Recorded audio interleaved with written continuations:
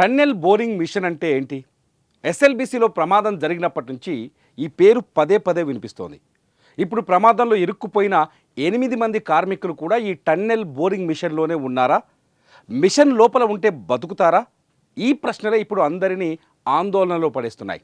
ఇంతకీ ఎస్ఎల్బీసీలో ఉన్న tunnel boring machine కథ ఏంటో ఈ స్టోరీలో చూద్దాం. టన్నెల్ బోరింగ్ మిషన్ ఎలా ఉంటుందో ఇప్పుడు మీరు ఈ వీడియోలో చూడొచ్చు. స్క్రీన్లో కనిపిస్తున్న ఈ మిషన్ లాంటిదే ఇప్పుడు ఎస్ఎల్బీసీ ఇంటెల్ సొరంగ మార్గంలో కూడా ఉంది. 13.85 కిలోమీటర్ దగ్గర ఇప్పుడు ఆ మిషన్ మట్టిలో ఇరుక్కుపోయింది. ఈ మిషన్తో పనిచేసే వారిలో 8 మంది కార్మికులు కూడా అక్కడే చిక్కుకున్నారు. ఈ ప్రయాస అంతా ఇప్పుడు వారిని రక్షించడం కోసమే. ఎస్ఎల్బీసీ టన్నెల్లో ఉన్న boring machine double shield machine. ఈ మిషన్ని అమెరికాకు చెందిన రాబిన్ సంస్థ తయారు చేసింది. ఎస్ఎల్బీసీ సొరంగం తవ్వే కాంట్రాక్టును జేపీ గ్రూప్ రాబిన్ సంస్థకు అప్పగించింది.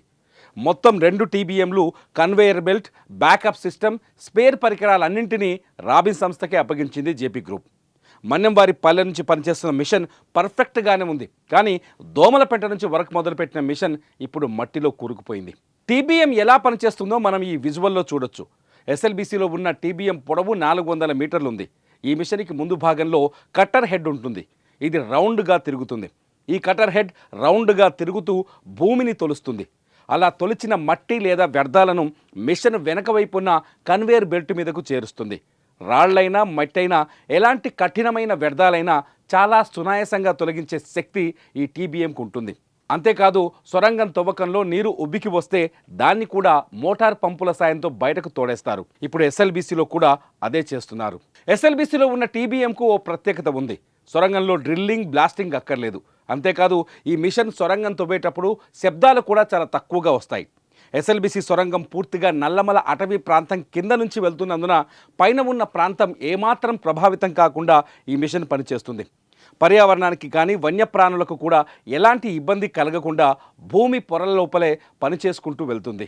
ఎస్ఎల్బీసీలో వాడుతున్న మిషన్ మట్టిని తవ్వి వెనక్కి పంపటమే కాదు, సొరంగం చుట్టూ సిమెంట్ పలకలను కూడా అంటిస్తూ వెళ్తుంది. 24 గంటల్లో 3 నుంచి 4 మీటర్లు మాత్రమే ఈ మిషన్ తవ్వకం చేయగలుగుతుంది.